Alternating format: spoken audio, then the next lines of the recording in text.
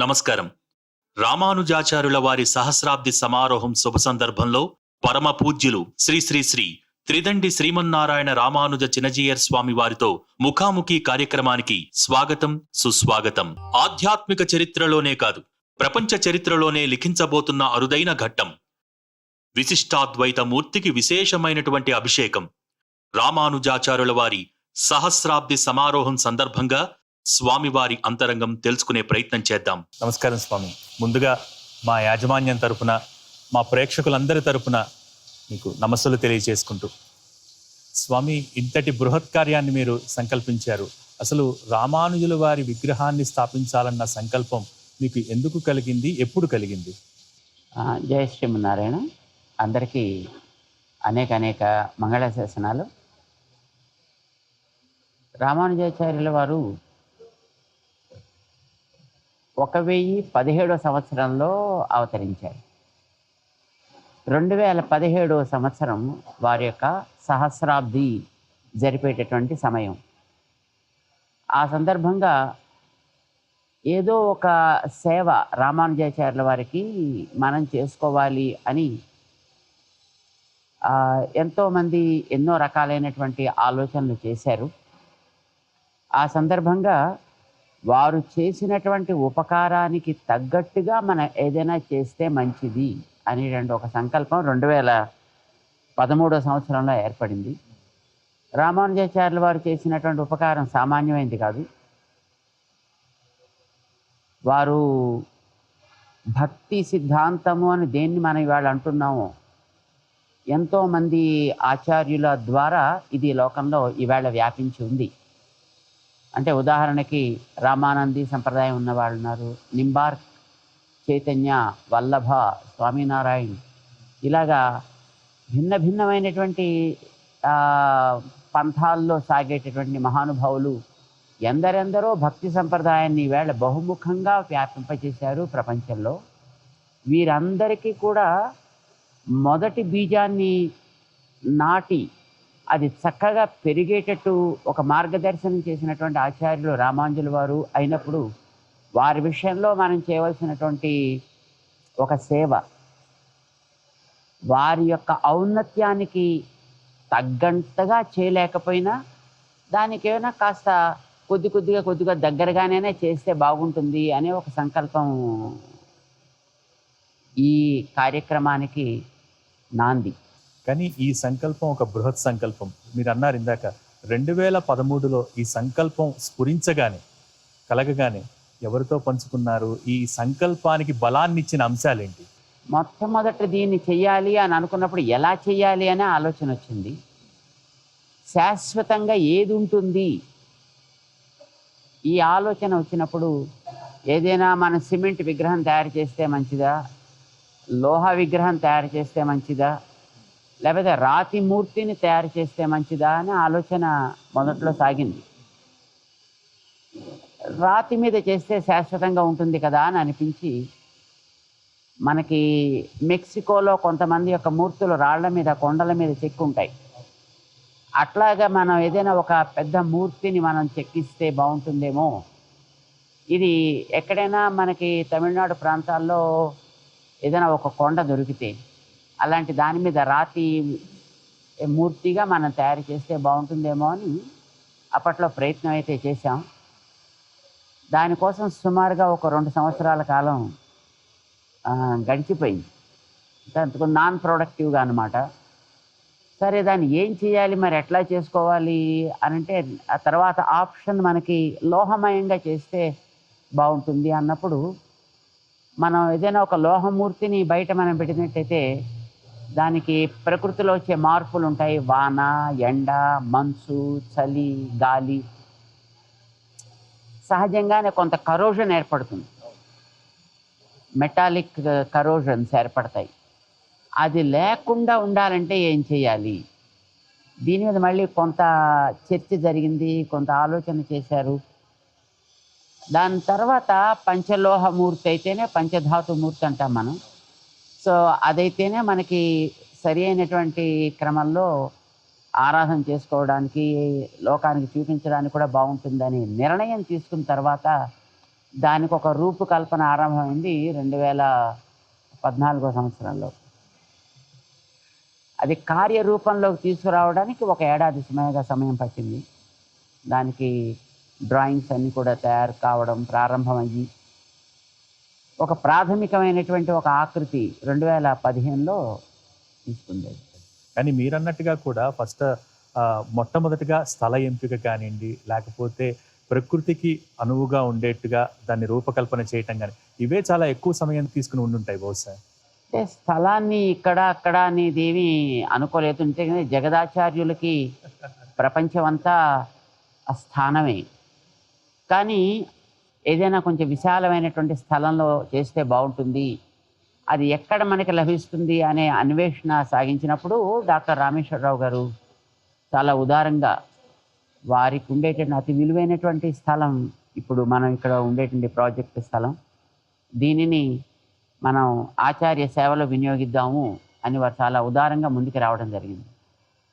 So దానివల్ల ఇక్కడ దీన్ని చేద్దామని అప్పుడు స్థలానికి కావలసినటువంటి కొలతలు అవన్నీ కూడా తీసుకుని అప్పుడు దాంట్లో ఎలాంటి మన ప్రాజెక్టు దీనికి రూపకల్పన చేసుకోవచ్చు అనేదాన్ని అప్పుడు డ్రాయింగ్ చేయడం జరిగింది. భగవంతుడిని దర్శించుకోవటం ఒక అదృష్టం ఉండాలని, భగవంతుడి సేవ చేసుకోవటానికి చాలా అదృష్టం ఉండాలని స్వామి.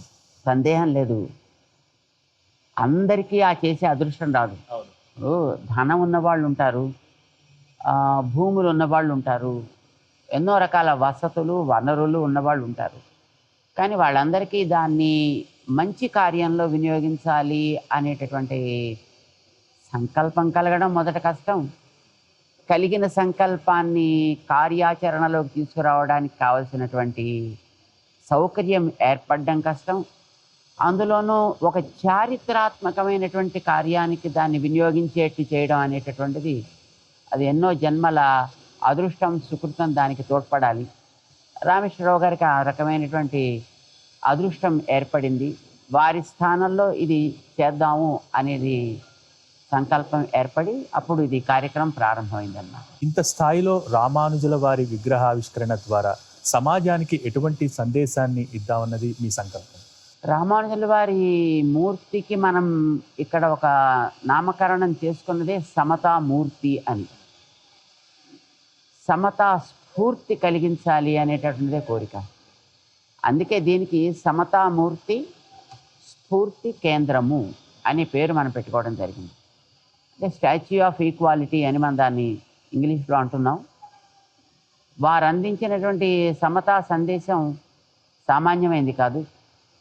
ఈ రోజుల్లో రకరకాలైనటువంటి కారణాల చేత మనం సమతని గురించి మాట్లాడడం, అందరికీ సమానత్వం కావాలి, సమాన హక్కులు ఉండాలి, సమాజంలో ఉండేటువంటి అంతరాలు అణగారిపోవాలి, ఇలాంటి మాటలు ఇప్పుడు పెద్ద కష్టమేం కాదు. ఎందుకంటే రాజకీయంగా దానికి వెనకాతల ఒక బిల్డప్ ఉంటుంది కనుక. 1000 ఏళ్ల క్రితం ఇట్లాంటి మాటలు మాట్లాడడం అనేది సామాన్యమైన మాట కాదు. ఇంకా ఆ రోజుల్లో ఇలాంటి మాట్లాడితే వాళ్ళకి సమాజంలోంచి వాళ్ళని బయటికైనా నెట్టేసేవారు, లేదా వాళ్ళని తలనే తీసేసేవారు. అంత కఠినంగా రూల్స్ ఉండేటటువంటి కాలం అది. ఆ కాలంలో ఆ పద్ధతి అంగీకరించింది సమాజం. ఇప్పుడు ఆర్డర్ ఆఫ్ ది డే అని అంటుంటాం మనం. ఆ రోజుల్లో that was the order of the day. అంచేత సమాజంలోకి కొంతమందిని రానివ్వకుండా ఉండడం, దూరంగా అట్టెబెట్టడం, మహిళల్ని దూరంగా అట్టెబెట్టడం, బ్రాహ్మణేతర్ని దూరంగా అట్టెబెట్టడం. సో ఇవన్నీ ఆ రోజుల్లో అంగీకరించారు. బహుశా వాళ్ళు అంగీకరించారు, వీళ్ళు అంగీకరించి ఉండొచ్చు. కానీ రామానుజుల వారికి ఆ రోజుల్లోనే అందరూ భగవత్ సంతానం అయినప్పుడు కొంతమంది ఆ భగవంతుడి నుంచి దూరం ఎందుకు కావాలి, అది బహుశా అర్ధరహితము అని వారికి అనిపించింది. రెండవది, సంతానంలో కొంతమందికి ఏదైనా ఒక రకమైనటువంటి లోపం ఉంటే, అది జ్ఞానపరమైన లోపం కావచ్చు, అంగపరమైన లోపం కావచ్చు, లేదు ఆర్థికపరమైన లోపం కావచ్చు, ఏదైనా ఒక లోపం ఉండేటప్పుడు తల్లిదండ్రులకి వాళ్ళ మీదే ఎక్కువ దృష్టి ఉంటుంది తప్ప అన్ని రకాలుగాను సౌకర్యం ఉండేటువంటి పిల్లల్ని తర్వాత చూస్తారు. ఒక తల్లిదండ్రుల దగ్గరే ఇద్దరు ముగ్గురు పిల్లలు ఉండేటప్పుడే ఇలా ఉంటే, ఎక్కువ మంది సంతానం కలిగినటువంటి భగవంతుడికి ఈ జీవరాశిలో వెనకబడ్డ జీవులు, లేదు ఏదో ఒక కొరత కలిగినటువంటి జీవులు అనగానే బహుశా ఆయనకు కూడా వాళ్ళ మీద ఎక్కువ ప్రేమ తప్పనిసరిగా ఉండి ఉంటుంది.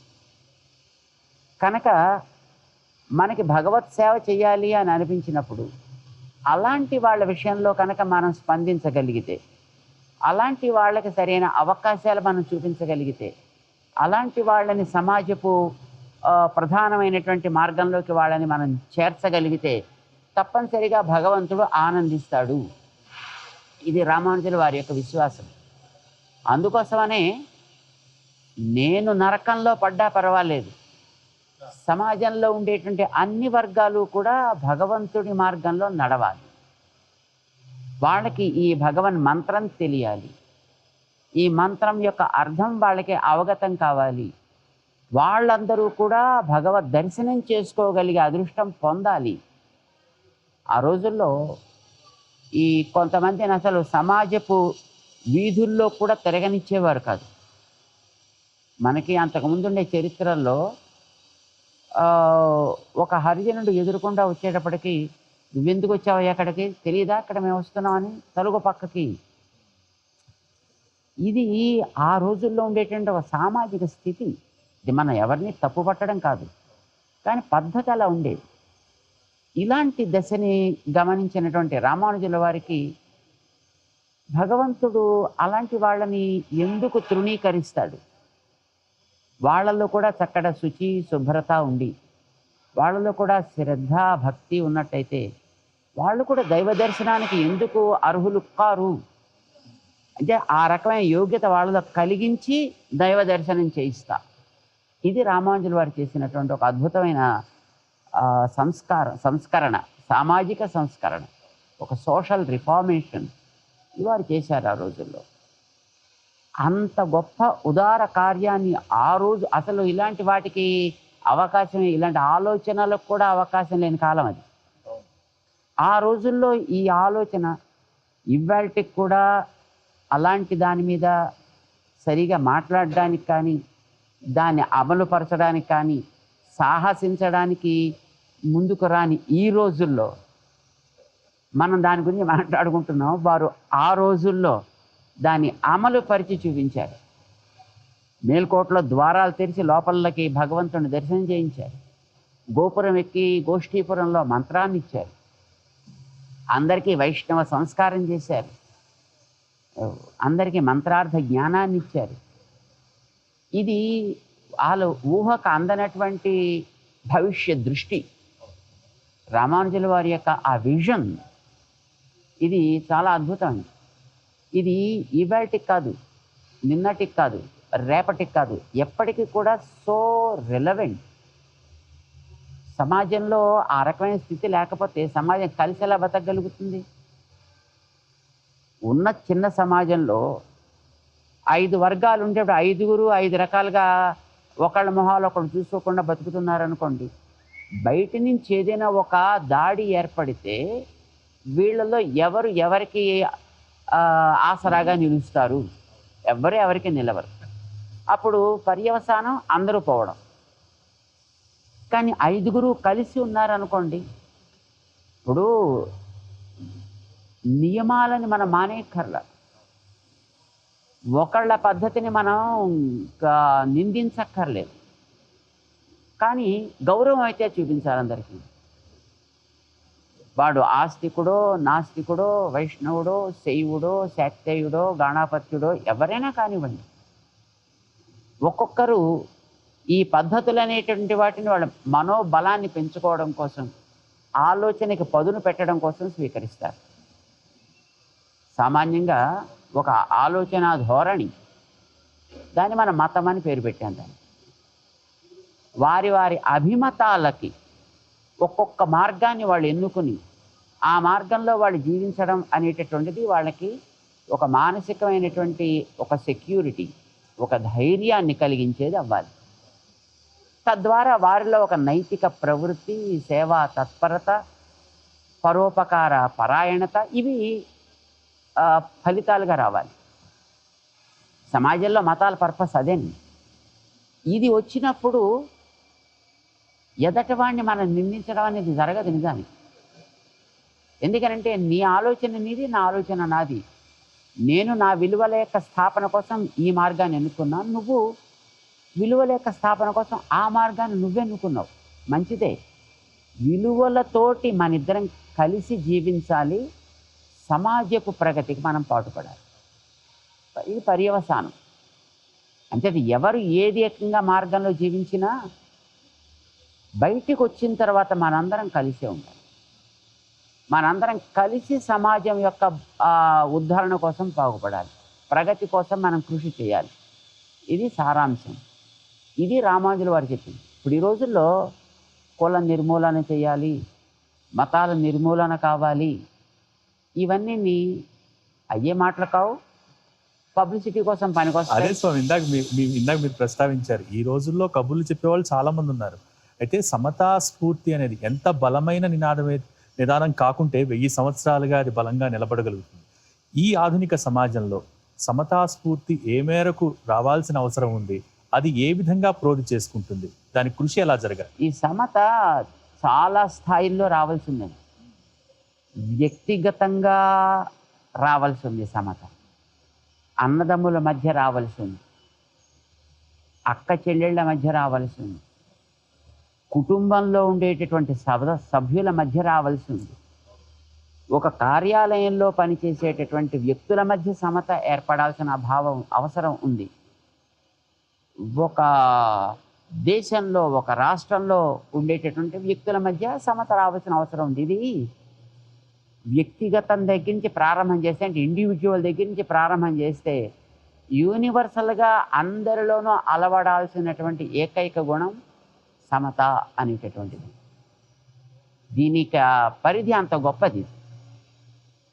ఇప్పుడు ఒక ఇద్దరు అన్నదమ్ములు ఉన్నారనుకోండి, ఇద్దరు ఆలోచనలు ఒక రకంగా ఎప్పుడు ఉండవు, ఇద్దరి శక్తి ఒక రకంగా ఉండదు, ఉండాలని నియమం లేదు. ఏ ఇద్దరు ఒక రకంగా ఎప్పుడు ఉండరండి, ఇది యూనివర్సల్ లా. ఏ ఇద్దరు ఒక రకంగా ఉండరంటే every individual is unique by oneself. Unique ID అంటాం మనం. ప్రతి వ్యక్తి అలా అయినప్పుడు మరి ఒక కుటుంబం అన్నప్పుడు అందరూ కలిసి బతకాలి కదా. అమ్మకి తీపి ఇష్టం, అయ్యకి పులుపు ఇష్టం, పిల్లలకి కారం ఇష్టం. అప్పుడు అమ్మ నాకు తీపి ఇష్టం కనుక నేను తీపితో ఇంత పదార్థం చేస్తా, తింటే తినండిరా, పోతే కొండరా అని ఎప్పుడు అందు. తీపి కావాల్సిన వాడికి తీపి చేసి పెడుతుంది, పులుపు కావాల్సిన వాడికి పులుపు చేసి పెడుతుంది, కారం కావాల్సిన వాడికి కారం చేసి పెడుతుంది. అందరూ కలిసి హాయిగా తింటారు, హాయిగా కబుర్లు చెప్పుకుంటారు, జీవితాన్ని గడుపుతారు. అభిరుచులు, అలవాట్లు, జీవన శైలి అనేవి వేరైనా ఒక కామన్ గోల్ కోసం వాళ్ళంతా కలిసి ఉంటున్నారు. అదేంటి? కుటుంబ వ్యవస్థ యొక్క రక్షణ. అది కామన్ గోల్. అక్కడ కుటుంబ రక్షణ దేనికోసం? వాళ్ళకి ఒక పరంపరగా అందినటువంటి సంస్కార సంరక్షణ కోసం. దానికే మన వాళ్ళు సంప్రదాయము అని పేరు పెట్టారు. ఒక కుటుంబం దాని విలువలు ప్రతి చిన్నపిల్లవాడికి అందజేయాల్సిన పరిస్థితి.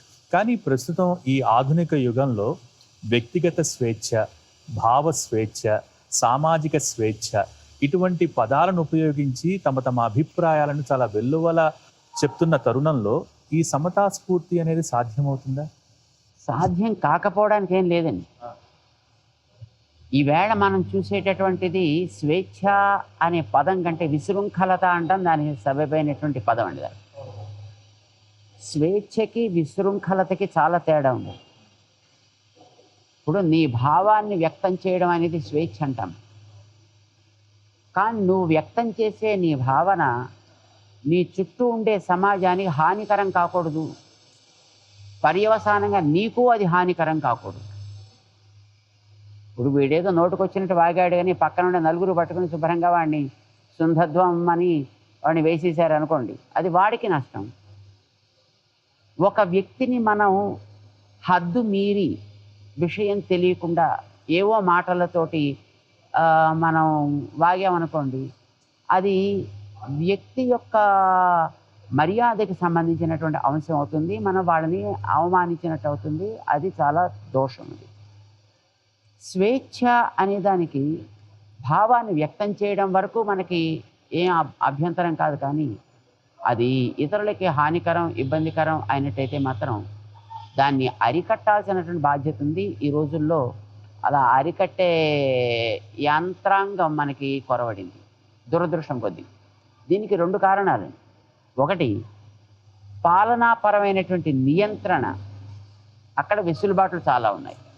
రెండవది, వ్యక్తి నిర్మాణం అనేది చిన్నప్పటి నుంచి విద్యలో జరగాలి.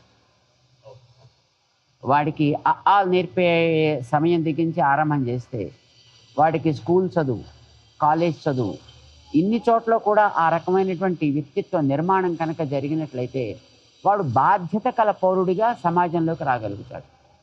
కానీ ఈవేళ మన విద్యల్లో ఈ వ్యక్తిత్వ వికాసానికి కావలసినటువంటి అంశాలు ఆల్మోస్ట్ లోపించాయి. ఇప్పుడిప్పుడు కొత్త జాతీయ విద్యా విధానం వల్ల అలాంటి వాటిని కూడా మనం కొంత తెచ్చుకోవాలి అనేటటువంటి ప్రయత్నం ప్రారంభమవుతోంది. కనుక బహుశా మనకి ఒక ఆశా కిరణం ఒకటి కనిపిస్తుంది. స్వాతంత్రం వచ్చినప్పటి నుంచి ఇప్పటిదాకా ఆ ప్రయత్నం జరగకూడదు అని దాన్ని అణిచారు. ఇప్పుడు జరపాలి అనే ఆశయం పాలకుల్లో వచ్చింది కనుక తప్పనిసరిగా ఒక జనరేషన్లో మార్పు మనకి పెద్దగా రాదు. 2-3 జనరేషన్స్కైనా వ్యక్తి నిర్మాణం జరిగి సంస్కారం కలిగినటువంటి ఒక యువ తరం రావడానికి అవకాశం ఉంది. సమాజంలో ఎప్పుడైతే శక్తి కలిగినటువంటి ఆలోచన బలం కలిగినటువంటి యువత వస్తుందో అప్పుడే ఆ సమాజం దృఢంగా ఉంటుంది. ఎటువంటి ఒడిదుడుకులు నేను తట్టుకోగలుగుతుంది, పైన వచ్చి పడేటటువంటి ఏ ఇబ్బందులనైనా ఎదుర్కోగలుగుతుంది కూడా. అది మనకి జరగడానికి ఇప్పుడిప్పుడు అవకాశం మనకి తెరుచుకుంటోంది ద్వారం. నిజంగా ఈ రోజున ఈ సమత స్ఫూర్తి కేంద్రంలో నేనున్నందుకు నేను చాలా అదృష్టవంతుడిగా భావిస్తున్నాను. ఎందుకంటే నిజంగా కలియుగ వైకుంఠంలో ఉన్నట్టే ఉంది స్వామి. ఎందుకంటే పద్మపీఠం, ఏనుగులు, శంకు చక్రాలు ఇవన్నీ చూస్తుంటే ఎంత కనుల విందుగా ఉందంటే నిజంగా ఈ నిర్మాణ శైలి ప్రత్యేకత ఏమనుకున్నారు మొదట్లో? ఇక్కడున్న ప్రత్యేకత ఏంటి? మనకి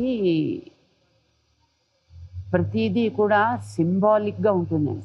మన వైదిక ధర్మంలో ఏది కూడా అట్లాగా బట్ట విప్పి చూపించడం అనేటటువంటిది ఉండదండి. ఎప్పుడు ప్రతి విషయాన్ని, అది లౌకిక విషయం కావచ్చు, ధార్మికం కావచ్చు, ఆధ్యాత్మికం కావచ్చు, ఒక సింబాలిక్గా చెప్పడము అనేటటువంటిది సంస్కారానికి చిహ్నం అంటాం దాన్ని. మన కావ్య పరిభాషలో దాన్ని వ్యంగ్యము అని అంటారు. ఇది అదేం చేస్తుందంటే పైన మనకి ఒక కథ నడుస్తూ ఉంటుంది, సామాన్యులకి, చిన్నపిల్లలకి అది రుచిస్తుంది. కొంచెం బుద్ధిమంతుడైనటువంటి వాడికి దాని వెనక ఉండేటటువంటి భావం గోచరిస్తూ అది కూడా సాగుతూ ఉంటుంది.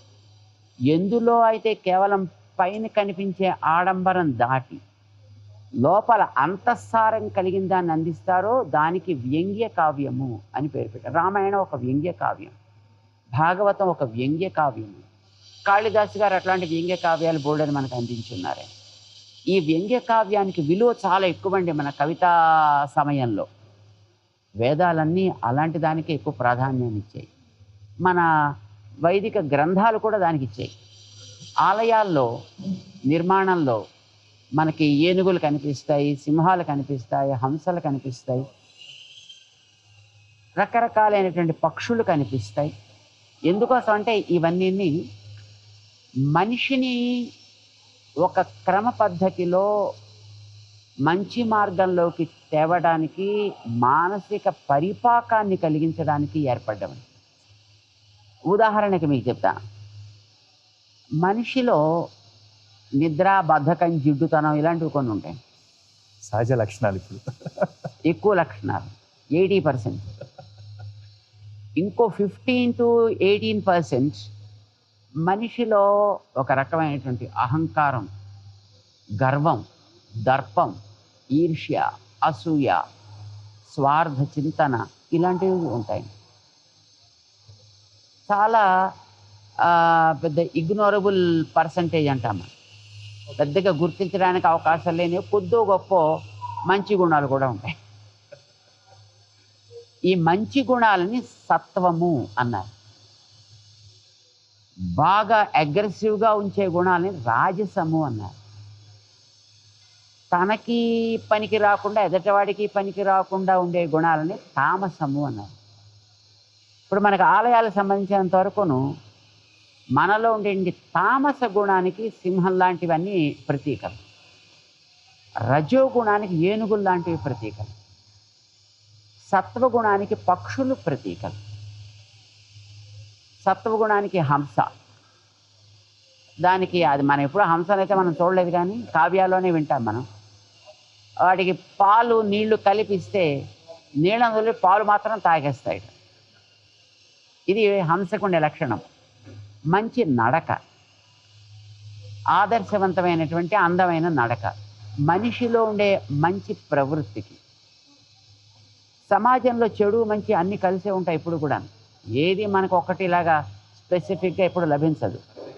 ఆ లభించేటటువంటి వాటిలో మంచిని వెతికి తీసుకుని, ఏరి తీసుకుని, దాంట్లో పాటు కలిసి ఉండే చెడుని జాగ్రత్తగా వదిలిపెట్టడం అనేది బుద్ధిమంతుడు చేసే పని. ఇప్పుడు కొబ్బరికాయలో మీకు వేసవికాలంలో నీళ్లు తాగాలనిపించింది అనుకోండి, నీళ్ళు తీసుకుంటారు, పైనుండే ఆ పచ్చదనాన్ని, లోపల ఉండే పీచుని, దాని వెనక ఉండే పెంకుని, ఇవన్నీ వదిలేస్తాం. ఏది అవసరమో దాన్ని మనం ఏరి తీసుకోగలిగేటట్టు ఒక లక్షణం. ఇది మంచి మనిషి చేసే పని. వాడి యొక్క ప్రవృత్తి కూడా బాగుంటుంది, నడక బాగుంటుంది, నడత బాగుంటుంది. కనుక అది హంసతోటి సత్వానికి చిహ్నంగా చెప్తుంటారు. ఆలయానికి మనం వచ్చినప్పుడు సహజంగా అన్ని గుణాలతోటి మనం వస్తాం, కానీ మనలో రజోగుణం తగ్గాలి, తమోగుణం తగ్గాలి, సత్వగుణం పెరగాలి. ఇది మనం కోరుకుంటాం. దానికి తగ్గట్టుగా మన ఆలయ సంబంధమైనటువంటి నిర్మాణాలు, ఆలయ సంబంధమైనటువంటి దృశ్యాలు, ఇవన్నీ కూడా ఏర్పడుతూ ఉంటాయన్నమాట. ఆధ్యాత్మికత జనబాహుళ్యానికి దగ్గర చేయాలంటే విజ్ఞానం, వినోదం కూడా సమ్మిళితం కావాలి తప్పనిసరిగా. అది ఇక్కడ ఏర్పాటు చేస్తున్నారు స్వామి. మనకి విజ్ఞానానికి సంబంధించి ఇప్పుడు మనం చుట్టూ చూస్తున్నాం 108 దివ్య దేశాలు. ఈ దివ్య దేశాలు ఒక్కొక్క దానికి వెనకాతల ఒక్కొక్క చరిత్ర ఉంది. ఆ చరిత్ర సామాన్యమైన చరిత్ర కాదు, ఒక సమతా స్ఫూర్తిని కలిగించే చరిత్ర. అవి ప్రభావితం చేయడం వల్లనే రామానుజుల వారు ఇంతవారు అయ్యారు. అందుకోసం మనం రామానుజుల వారిని ఇక్కడ తెచ్చుకున్నప్పుడే ఆ సమతా స్ఫూర్తికి అవి మూల స్రోతస్సులు కనుక అవి కూడా ఇక్కడ ఉండడం వల్ల ఇంకెంతో మందికి అది కలగడానికి అవకాశం ఉంటుందని వాటిని ఇక్కడ తీసుకొచ్చారు మన వాళ్ళంతా కలిసి. ఇవి ఈ 108 దివ్య క్షేత్రాలు, 108 దివ్య దేశాలు. ఇప్పుడు బ్రహ్మాండ పురాణాలు ఉన్నాయి, బ్రహ్మ పురాణం, పద్మ పురాణం, స్కంద పురాణం, డిఫరెంట్ పురాణాసులో వీటికి సంబంధించిన చరిత్రలు ఉన్నాయి. వీటన్నిటిని ఇక్కడికి వచ్చినటువంటి వాళ్ళు తెలుసుకోవడం కోసమే ఒక టెక్నాలజీని వాడుతున్నారు. దానికి NFC టెక్నాలజీ అని అంటారు దాన్ని. అంటే మన ఈ ప్రాజెక్ట్లోకి ప్రవేశించగానే చెవిలో పెట్టుకోవడానికని ఒక హెడ్సెట్ ఇస్తాం మనం. ఈ హెడ్సెట్ తీసుకుని వాళ్ళు లోపలికి వచ్చిన తర్వాత ఏ క్షేత్రం ముందర నిలబడితే దానికి సంబంధించిన చరిత్ర వాళ్ళు కోరుకున్న లాంగ్వేజ్లో వస్తుంది.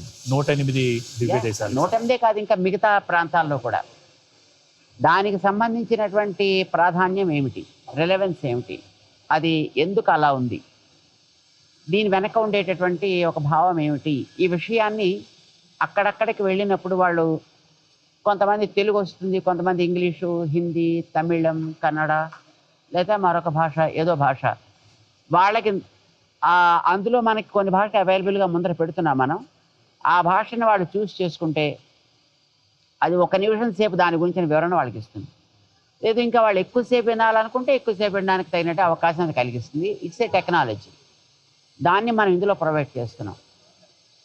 ఇప్పుడు అక్కడ ముందర రామానుజుల వారిని సాయంకాలం పూట మనతో కాసేపు మాట్లాడేటట్టు చేస్తున్నాం. అది చాలా ముఖ్యం ఇప్పుడు. సో అది కూడా ఒక రకమైన టెక్నాలజీ. సో విజ్ఞానాన్ని మనం దీంట్లో వినియోగిస్తున్నాం. అదే మనకి చూడ్డానికి అందంగా కనిపించి దాంతోపాటు కొంత వినోదం కూడా దాంట్లోనే ఉంటుంది మనకి.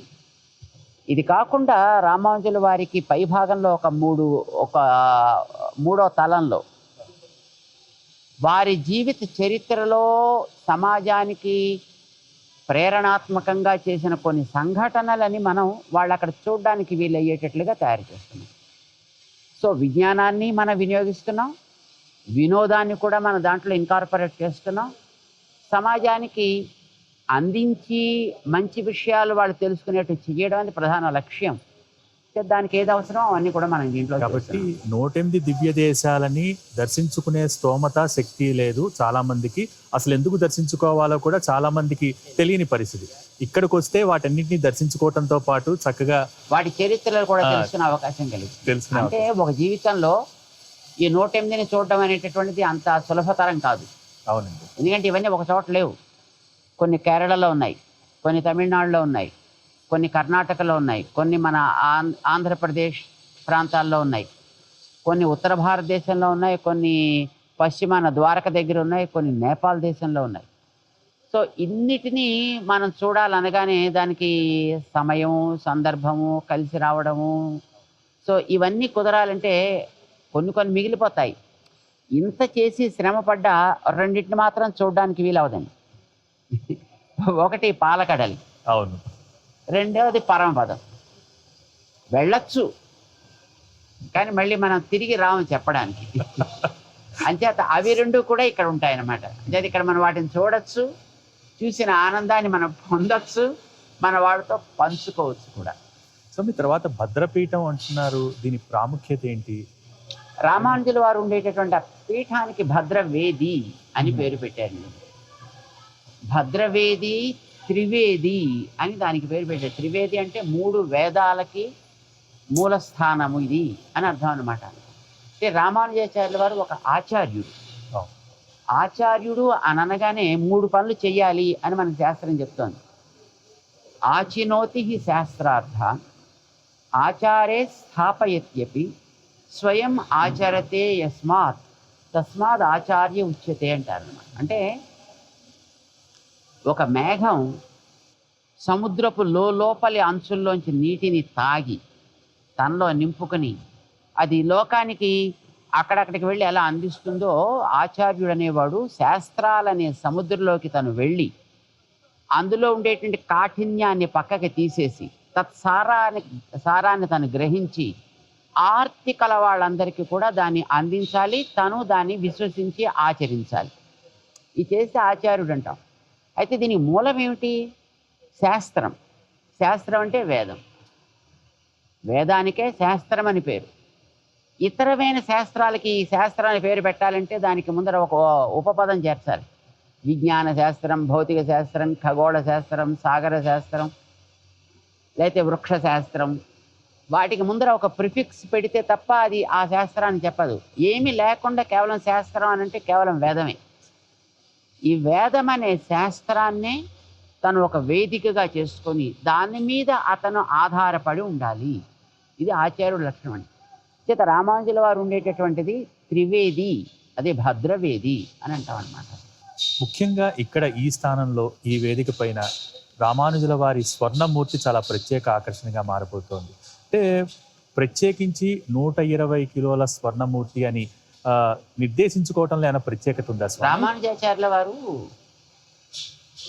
120 సంవత్సరాల కాలం వారి భూమి మీద వెంచేసి ఉన్నారు. ప్రతి క్షణము కూడా వారి సమాజం కోసం వినియోగించేశారు. అంచేత వారి జీవితం చాలా స్పృహణీయమైనది. అలాంటి స్పృహణీయమైనటువంటిది బంగారం ప్రపంచంలో. అంటే మనకి చూడగానే ఆకర్షకంగా కనిపించేది, ఆనందాన్ని ఇచ్చేది, విలువ కలిగినది. ఇప్పుడు కేవలం ఆనందాన్ని, ఆకర్షణని కాకుండా విలువ కూడా లోపల ఉంటేనే అది మనకి స్వీకరించదగింది అవుతుంది. సో రామానుజుల వారి జీవితం అనేటటువంటిది ఆ రకమైన స్పృహణీయత కలిగినటువంటి జీవితం. 120 సంవత్సరాలు. ఏ ఆచార్యుడు కూడా విలాసాలు కోరుకోరు. రామానుజులు లాంటి వారు అసలు కోరుకోరు. వారికి బంగారమైనా ఒకటే, మట్టైనా ఒకటే. అసలు అలాంటి వాడే ఆచార్యులు అవుతారు అనుకోండి. కానీ వారు లోకానికి చేసిన ఉపకారాన్ని మనం తలుచుకున్నప్పుడు వారికి కనిపించే వాటిల్లో అతి విలువైనవేవో అవి సమర్పించాలనే ఒక ఆశ కలగడం అనేది సహజం. వారు కోరకపోయినప్పటికీ కూడా వారి వైభవాన్ని మనం స్మరించడానికి, లోకానికి అందించడానికి 120 సంవత్సరాల కాలానికి 120 కిలోల బంగారమైనా కనీసం మనం వినియోగించి వారి మూర్తి యొక్క నిర్మాణాన్ని మనం చేసుకోగలిగితే, వారికి మనం ఆరాధన అర్పించుకోగలిగితే, అది మన కృతజ్ఞతలో కొంత భాగం అవ్వచ్చును అనే ఆశతోటి మన వాళ్ళందరూ కూడా కలిసి తలో కాస్త దానికి చేర్చుకుని ఈ మూర్తి నిర్మాణం చేస్తున్నారు. తర్వాత ఎప్పటి నుంచో ఒక చిన్న సందేహం ఉంది స్వామి. అంటే భారతీయ సనాతన ధర్మంలో ఎంతో మంది జగద్గురువులు, గురువులు ఆ పీఠాలను అధిష్ఠించుతూ వచ్చారు. కానీ ఒక్క రామానుజాచార్యుల వారికి భగవత్ రామానుజాచార్యులు అని సంబోధించడం వెనకాల ఉన్న విశిష్టత ఏంటి? రామానుజుల వరకే కాదు, శంకర భగవత్పాదులు అని కూడా అంటారు. అని కూడా ఆ భగవత్ సంబంధంతో కీర్తించడం ఉంది. భగవాన్ అనేటువంటి పదం ఒక విలక్షణమైన పదం అండి. భా గా వా అన్ అని విడదీసింది మనకి పరాశర మహర్షి యొక్క వాక్కు. భా అంటే 2 మంచి గుణాలు, గా అంటే 2, వా అంటే 2 అండి. జ్ఞాన శక్తి, బల ఐశ్వర్య, వీర్య తేజస్సులు అని అంటారు. ఈ గుణాలు ఏ దోషాలు కలవకుండా ఉంటే నా అవుతుంది. భాగవా నా. కానీ అది పదం యొక్క స్వరూపాన్ని బట్టి అక్షరాలు వ్యత్యస్తం అవుతాయి. కొన్ని చోట్ల నా కాస్త అన్ కింద మారుతుంది. నా అంటే అందరూ 2 ఉన్నాయి కదా, ఆ ఉన్నాయి. ఈ నా అనేది తిరగబడితే అన్ అవుతుంది. భగవా అన్ కలిపితే భగవాన్ అయింది. తాత్పర్యం ఏంటంటే మంచి గుణాలు కలవాడు, దోష గుణాలు లేనివాడు. అయితే ఇలాంటి వాడు భగవంతుడు ఒకడే, సాక్షాత్తు పరమాత్మ. కానీ ఆ గుణాల్లో కొద్ది అంశాలు మనకి ఎక్కడెక్కడ అధికంగా కనిపిస్తుంటాయో వారికి కూడా ఈ పేరు పెట్టడం అనేటటువంటిది లోక ప్రసిద్ధి. ఉదాహరణకి ఇదివరకు మా చిన్నప్పుడు వీధుల్లో తోటకూర, పచ్చిమిరపకాయలు ఇలాంటివన్నీ కూడా వేసుకొని బుట్టల మీద అమ్ముతూ, కరివేపాకు ఇవన్నీ వేసుకొని అమ్ముతూ ఉండేవాడు. ఇంట్లో అవసరమైతే అమ్మ చెబితే కరివేపాకు అని పిలిచేవాడు. పాప అమ్మ వచ్చేది, ఇచ్చేదో తీసుకునేవాళ్ళు, తర్వాత వాళ్ళకి ఏదో ఇచ్చేవాళ్ళు, తీసుకుని వాళ్ళు వెళ్ళిపోతుండేవాడు.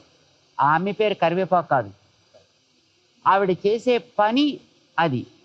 ఆ పని చేస్తున్నంతసేపు ఆ పేరుతో పిలిస్తే ఆవిడ ఏమనుకోదు. సాయంకాలం పాటు నువ్వు సినిమాకి వెళ్ళగానే నీ పక్కన ఆవిడ కూడా మంచి డ్రెస్ వేసుకొచ్చి కూర్చుంది అనుకోండి, ఏం కరివేపాకు అమ్మి అంటే సాచిపెట్టి ఆవిడ కొడుతుంది. అంతే కదా. సో ఒక పనిలో ఉండేటప్పుడు ఆ పని సంబంధించిన పేరుతోటి ఎట్లా పిలవచ్చునో, సద్గుణములు కలిగినటువంటి వ్యక్తిని కూడా ఆ గుణములని బట్టి మనం గుర్తించేటప్పుడు ఆ పేరుతో పిలవడం. అలాగే భగవాన్ అనే పేరు రామానుజాచార్యుల వారికి ప్రసిద్ధమైందన్నమాట. తరతరాలుగా అనేక సంప్రదాయాల్ని ప్రజలు అనుసరిస్తూ వస్తున్నారు. అవును. ఈ సంప్రదాయం ఛాందసంగా మారినప్పుడు మన కార్యాచరణ ఏ విధంగా ఉండాలి? అంటే రామానుజాచార్యుల వారు ఒక మాట చెప్పారంటారు, దీంట్లో ఎంత వాస్తవం ఉందో మీరే చెప్పాలి. ఆ ఛాందసంగా మారిన సంప్రదాయాన్ని మార్చనన్నా మార్చాలి, లేకపోతే దాన్ని విడవనన్నా విడవాలి అని అన్నారు అంటారు. దీంట్లో వాస్తవం ఎంత? అప్పుడు మన కార్యాచరణ ఏ విధంగా? ఇప్పుడు సంప్రదాయాలు అనేవి చాలా గొప్పవండి. ఒక చిన్న ఉదాహరణ మీకు చెప్తా. నమస్కారం పెట్టడం మన భారతీయ సంప్రదాయం అన్నారు. దాన్ని ఎవడు ఇప్పటిదాకా గుర్తించలేదు. కరోనా వచ్చిన తర్వాత ప్రపంచంలో ప్రతి దేశము దాన్ని గుర్తించి అందరూ ఒకరినొకరు పలకరించినప్పుడు 2 చేతులు జోడించి నమస్తే పెట్టడమే చేశారు. ఇది ఒక్కటి మనం జ్ఞాపకం పెట్టుకోగలిగితే ఒక అలవాటు, ఒక పరంపరలో వచ్చినటువంటి అలవాటు, ఎన్నో రకాల ఆటుపోట్లు తట్టుకుని నిలబడ్డ ఒక అలవాటు. టైం టెస్టెడ్ ప్రాక్టీసెస్ అంటాం వాటిని. ఇలాంటి వాటికి విలువ మనకి వెంటనే తెలియదు. ఎందుకంటే మా నాన్న చేశాడు, మా తాత చేశాడు, వారి తాత తండ్రులు చేశారు, నేను కూడా చేస్తున్నాను. ఇప్పుడు ఈ బొట్టే పెట్టుకుంటున్నాం అనుకోండి, ఇది నేను పెట్టుకోవడం, మా పెద్దలు పెట్టుకున్నారు, మేము కూడా పెట్టుకుంటున్నాం. ఈవేళ నిలదీసి దీనికి అర్థం ఏంటయ్యా, ఎందుకు పెట్టుకుంటున్నాం అంటే కొందరు చెప్పగలగచ్చు, కొందరు చెప్పలేకపోవచ్చు. మొదట దీన్ని ఆరంభం చేసి రకరకాల పరీక్షలకి నిలబడి ఒక ఆచారంగా తీసుకొచ్చిన వాళ్ళు చెప్పగలిగి ఉంటారు. కానీ తర్వాత వాళ్ళకి అలా ప్రశ్నించే మనస్తత్వం లేదు, పెద్దల్ని ఆచరించేటటువంటి అలవాటు ఉంది. అంచేత వాళ్ళు ఎప్పుడు అడగల. ఈవేళ అడిగేటటువంటి యాటిట్యూడ్ మనుషుల్లో వచ్చినప్పుడు మధ్యలో దాన్ని అందుకునేటటువంటి వ్యవస్థ కాస్త దెబ్బతిండం చేత వీళ్ళు చెప్పలేకపోవచ్చు. అంత మాత్రం చేత అవి అర్ధరహితాలు కావు, వ్యర్థాలు కాదు. కానీ వాటికి మన వాళ్ళు ఛాందసం అనే ఒక పేరైతే పెట్టారు. ఛాదస్తం అంటారు దాన్ని. అయితే ఇవి పక్క వాళ్ళకి ఇబ్బంది కలిగేటట్లుగా ఉండేటప్పుడు అలాంటి వాటిని సంస్కరించుకోవాల్సిన బాధ్యత తప్పనిసరిగా ఉంటుంది. కానప్పుడు వాటిని గౌరవించడం అనేది అర్థం తెలిసినా తెలియకపోయినా మిగతా సమాజానికి, సభ్య సమాజానికి అది చాలా అవసరం. ఇప్పుడు మనం శిఖ పెట్టుకుంటున్నాం, పిలక పెట్టుకుంటాం. ఎందుకు పెట్టుకుంటున్నావయ్యా అని అడిగితే, నాకు విజ్ఞానంతో సంబంధం ఉంటే నేను వైజ్ఞానికమైనటువంటి ఎక్స్ప్లెనేషన్స్ నేను ఇస్తా. తెలియకపోతే నేను చెప్పలేను. బొట్టు పెట్టుకోవడానికి నాకు దానికి విజ్ఞానపరమైనటువంటి ఒక అవగాహన ఉంటే దాన్ని నేను చెప్పగలుగుతా, లేదా నేను చెప్పలేకపోవచ్చు. చెప్పలేనంత మాత్రం చేత అది దాని లోపం కాదు, ఆచార లోపం కాదు, వ్యక్తి లోపం తప్ప. అంచేత మనం పెద్దలు ఇచ్చినటువంటి ప్రాక్టీసెస్ని ఎప్పుడు కూడా మనం వదిలిపెట్టకూడదు. అర్థం చెప్పేవాడు దొరికేంత వరకు వెయిట్ చేయాలి. అర్థం తెలుసుకుని వాటిని ఆచరిస్తే అవన్నీ మంచివే అవుతాయి. చివరిగా ఈ సమతా స్ఫూర్తి కేంద్రంగా భవిష్యత్ తరాలకు ఈ స్ఫూర్తిని అందించడానికి ఎటువంటి లక్ష్యాలను ఇంకా కొత్తగా నిర్దేశించుకునే అవకాశాలు ఎంతవరకు ఉన్నాయి? ఎటువంటి లక్ష్యాన్ని ప్రస్తుతానికి నిర్దేశించుకున్నారు? ఇప్పుడు మనకి రేపు ఫిబ్రవరి 2 నుంచి 14 దాకా జరిగే కార్యక్రమం ఈ సమతామూర్తి స్ఫూర్తి కేంద్రానికి, అంటే స్టాచ్యూ ఆఫ్ ఈక్వాలిటీ ప్రాజెక్ట్కి ఇది ఒక శుభ ఆరంభం మాత్రమే. ఇది ఇంకా ఎన్నో రకాలుగా వికసించాల్సినటువంటి అవసరం ఉంది. దానికి కావలసినటువంటి కృషి ఇంకా బాగా జరగాలి. ఎక్కడెక్కడ సమాజంలో, ప్రపంచంలో సమతని గురించినటువంటి కృషి చేసినటువంటి మహనీయులు ఉన్నారో అలాంటి వారందరి సమాచారం కూడా ఇక్కడ అందుబాటులో ఉండేట్టు చేయాలనేది ఒక సంకల్పం. విజ్ఞానం, ముఖ్యంగా మన వైదికమైనటువంటి విజ్ఞానం అందుబాటులో ఉండేట్టుగా డిజిటైజ్ చేసి ఇక్కడ అందించాలి అనేటటువంటిది ఒక చాలా పెద్ద బృహత్తరమైనటువంటి ప్రాజెక్ట్ అది. అంటే మూల గ్రంథాలు అందాలి, మనకి అర్థమయ్యే భాషలోకి అనువాదం కూడా అందాలి. ఇవి రెండింటిని కూడా దృష్టిలో పెట్టుకుని దానికి ఒక డిజిటల్ లైబ్రరీ కూడా దీంట్లో మనం తయారు చేస్తున్నాం. సో ఇలాంటివి ఇంకా అనేకమైన ఇందులో రావాల్సినటువంటి అవసరం ఉంది. క్రమక్రమంగా అవన్నీ కూడా తప్పకుండా మనం చూస్తాం. చాలా సంతోషం స్వామి. ఈ రామానుజ సహస్రాబ్ది సమారోహం సందర్భంగా మీతో ముచ్చటించటం, మీ ఆశీస్సులు ఈ విధంగా మీ వాక్కు ద్వారా అందుకోవటం మరింత అదృష్టంగా భావిస్తూ మా ప్రేక్షకులందరి తరపున మరొక్కమారు మీ పాదాలకు నమస్కారం. చాలా సంతోషంగా ఉంది. అందరూ కూడా రాబోయేటటువంటి ఈ ఫిబ్రవరి నెలలో కార్యక్రమానికి రండి. కార్యక్రమాన్ని చక్కగా దర్శిద్దాం, మనం కూడా దాంట్లో పాల్గొందాం. ప్రత్యేకించి ఇక్కడ 1035 కుండాలతోటి ఒక లక్ష్మీనారాయణ మహాయాగం జరుగుతోంది. 1,000,000 హవన మహాక్రతు జరుగుతోంది అష్టాక్షరి మంత్రంతో. దాన్ని తెగుండే ప్రక్రియలతో పాటును అన్ని వేదాలకు అనుసంధానం ఇక్కడ జరుగుతుంది. హవనం జరుగుతుంది. హోమము, ధూమం అంటే హోమం చేసేటప్పుడు అందులోంచి వచ్చే ఆ పొగ, దాన్ని ఆస్వాదిస్తే చాలు మనకుండేంటి ఒమిక్రాన్స్, గిమిక్రాన్స్ ఇలాంటివన్నీ కూడా మన మీద ప్రభావం చూపించకుండా ఉండగలిగేంత శక్తి మనలో ఏర్పడుతుంది. ఆ దృష్టితోటే ఇక్కడ ఈ హోమ కార్యక్రమాన్ని కూడా ఏర్పాటు చేయడం జరిగింది. చేత అందరినీ కూడా చక్కగా వచ్చి కార్యక్రమాన్ని దర్శించి ఆనందించి ఆనందాన్ని బంధువులందరితోటి కూడా పంచుకోవాల్సిందని మేము కోరుతున్నాం. జై శ్రీమన్నారాయణ. చాలా సంతోషం స్వామి. జై శ్రీమన్నారాయణ. విన్నారుగా, ఇది రామానుజాచార్యుల వారి గురించి స్వామివారి అంతరంగం. మరి మనందరం కూడా సమతామూర్తి రామానుజాచార్యుల వారి సహస్రాబ్ది సమారోహంలో పాల్గొందాం. స్వామివారి కృపకు పాత్రులవుదాం. మరో ప్రత్యేక కార్యక్రమంలో మళ్ళీ కలుసుకుందాం. నమస్కారం.